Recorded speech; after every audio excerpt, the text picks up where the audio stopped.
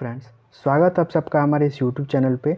तो आज है 12 अक्टूबर और 12 अक्टूबर से करंट अफेयर्स के जितने भी इम्पोर्टेंट क्वेश्चन बन सकते हैं उन सब को हम एक वीडियो में आपको डिस्कस कराएंगे। अगर हमारी ये सीरीज आपको लाभप्रद लग रही है तो हमारे चैनल को लाइक करें, सब्सक्राइब करें और शेयर करना ना भूलें। चलिए शुरू करते हैं आज के सबसे पहले क्वेश्चन से। आज का सबसे पहला क्वेश्चन है, वर्ल्ड फूड इंडिया 2023 का आयोजन कहाँ पे किया गया? तो आपको बताना है कि वर्ल्ड फूड इंडिया 2023 का आयोजन कहाँ पे किया गया। तो इसका सही आंसर ऑप्शन नंबर सी, नई दिल्ली हो जाएगा। इसके बारे में एक्स्ट्रा फैक्ट्स देखें तो इसका आयोजन की घोषणा खाद्य प्रसंस्करण मंत्री पशुपति कुमार पारस द्वारा की गई। इस सम्मेलन का उद्देश्य वैश्विक खाद्य प्रसंस्करण इंडस्ट्रीज को साथ लाना है। तो आपको याद रखना है इसका उद्देश्य, सही आंसर ऑप्शन नंबर सी, नई दिल्ली हो जाएगी। आगे बढ़ते हैं आज के अगले क्वेश्चन से। आज का अगले क्वेश्चन में आपको बताना है कि कश्मीर यूनिवर्सिटी के दीक्षांत समारोह के मुख्य अतिथि कौन है। तो आपको बताना है कि जो अभी हाल ही में कश्मीर यूनिवर्सिटी में दीक्षांत समारोह हुआ है तो वहाँ के मुख्य अतिथि कौन है। तो इसका सही answer option number A, president Droupadi Murmu हो जाएंगी। तो आपको याद रखना है कि द्रौपदी मुर्मू कश्मीर यूनिवर्सिटी के दीक्षांत समारोह की मुख्य अतिथि थी। आगे बढ़ते हैं आज के अगले क्वेश्चन पे। आज का अगले क्वेश्चन में आपको बताना है कि हिंद महासागर रिम एसोसिएशन का उपाध्यक्ष देश कौन बन गया है। तो आपको बताना है कि हिंद महासागर रिम एसोसिएशन का उपाध्यक्ष देश कौन सा देश बना। तो इसका सही आंसर हो जाएगा अपना देश भारत। भारत हिंद महासागर रिम एसोसिएशन का उपाध्यक्ष बन गया है। एक्स्ट्रा फैक्ट्स देखें तो इसकी अध्यक्षता 2023 से 25 के लिए श्रीलंका को दे दी गई है। तो इसके अध्यक्ष वर्तमान में श्रीलंका है। हिंद महासागर रिम एसोसिएशन की हाल ही में बैठक श्रीलंका में संपन्न हुई। तो आपको ये भी याद रखना है, सही answer option number C, Bharat हो जाएगा। आगे बढ़ते हैं आज के अगले क्वेश्चन पे। आज के अगले क्वेश्चन में आपको बताना है कि किस संस्था को पेट्रोलियम नवाचार का नवाचार पुरस्कार 2023 दिया गया है। तो आपको बताना है कि किस संस्था को पेट्रोलियम मंत्रालय द्वारा नवाचार पुरस्कार 2023 दिया गया है। तो इसका सही आंसर हो जाएगा option number B, MRPL। MRPL का फुल फॉर्म हो जाएगा Mangalore refinery and petroleums limited, petrochemicals limited. आपको इसका फुल फॉर्म याद रखना है।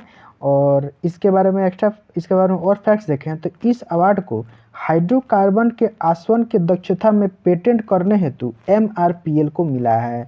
और इस अवार्ड को पेट्रोलियम मंत्रालय द्वारा दिया गया। तो आपको याद रखना है कि पेट्रोलियम मंत्रालय का नवाचार पुरस्कार MRPL को दिया गया। आगे बढ़ते हैं आज के अगले क्वेश्चन पे। आज के अगले क्वेश्चन में आपको बताना है कि 34वां राष्ट्रीय बास्केटबॉल चैंपियनशिप का आयोजन कहाँ पे होगा।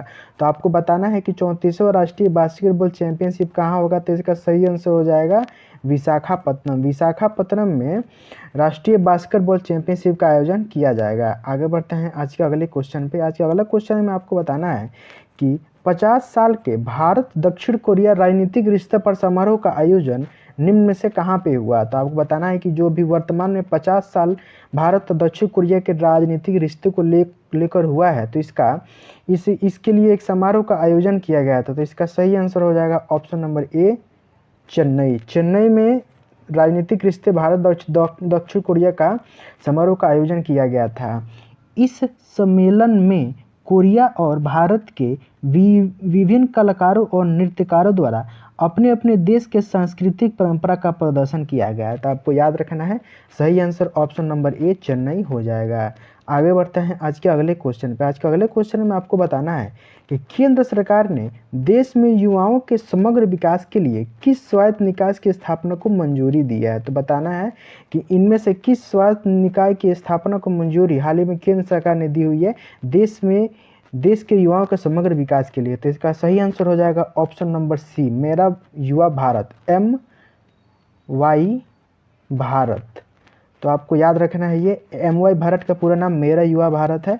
इसका उद्घाटन 31 अक्टूबर को सरदार पटेल की जयंती के साथ होगा। इस निकाय का उद्देश्य युवाओं के आकांक्षाओं और नेतृत्व क्षमता से देश के विकास में योगदान देना है। तो आपको इसका उद्देश्य भी याद रखना है। इस निकाय का सही आंसर ऑप्शन नंबर सी हो जाएगा। आगे बढ़ते हैं आज के अगले क्वेश्चन पे। आज के अगले क्वेश्चन में आपको बताना है कि इजराइल फिलिस्तीन युद्ध के दौरान भारतीय नागरिकों के लिए 24 घंटे नियंत्रण कक्ष का स्थापना कहाँ पे हुआ है। तो बेसिकली इस क्वेश्चन में ये आपको बताना है कि इजराइल फिलिस्तीन का युद्ध जो भी चल रहा है उसमें जो दोनों ही देश में जो भारतीय नागरिक फंसे हैं, अगर वहाँ पे कोई भारतीय नागरिक फंसा हुआ है तो उनके लिए 24 घंटे नियंत्रण कक्ष का स्थापना हुआ है, जहाँ पर वो अपनी समस्याओं को रख सकते हैं। अगर इन देशों में है तो इसका सही answer option number C Delhi हो जाएगा। दिल्ली में नियंत्रण कक्ष की स्थापना की गई है। आगे बढ़ते हैं आज के अगले क्वेश्चन पर। आज का अगले क्वेश्चन में आपको बताना है कि किस राज्य में केंद्र सरकार के तर्ज पर अनुसूचित जनजाति आयोग का स्थापना होगा। तो आपको बताना है कि किस राज्य ने यह घोषणा की है। तो इसका सही आंसर हो जाएगा महाराष्ट्र। महाराष्ट्र के मुख्यमंत्री एकनाथ शिंदे ने ये घोषणा की है कि जल्द ही महाराष्ट्र में केंद्र सरकार के तर्ज पर अनुसूचित जनजाति आयोग का स्थापना किया जाएगा। आगे बढ़ते हैं आज के अंतिम क्वेश्चन पे। आज के अंतिम क्वेश्चन में आपको बताना है कि किस केंद्रीय मंत्री ने Indian jewellery shopping festival IJSF को लॉन्च किया। तो बताना है कि इनमें से किस मंत्री ने इंडियन ज्वेलरी शॉपिंग फेस्टिवल को लॉन्च किया। तो इसका सही आंसर हो जाएगा नितिन जयराम गडकरी। नितिन जयराम गडकरी ने लॉन्च किया। इस सम्मेलन का मुख्य कार्यक्रम दिल्ली में आयोजित हुआ है। तो आपको ये भी याद रखना है। और नितिन गडकरी कौन है। तो ये सड़क परिवहन और राजमार्ग मंत्री हैं। तो फ्रेंड्स, ये रहे आज के 10 मोस्ट इंपॉर्टेंट क्वेश्चन। अगर हमारी ये सीरीज आपको लाभप्रद लगती है तो हमारे चैनल को लाइक करें, सब्सक्राइब करें और शेयर करना ना भूलें।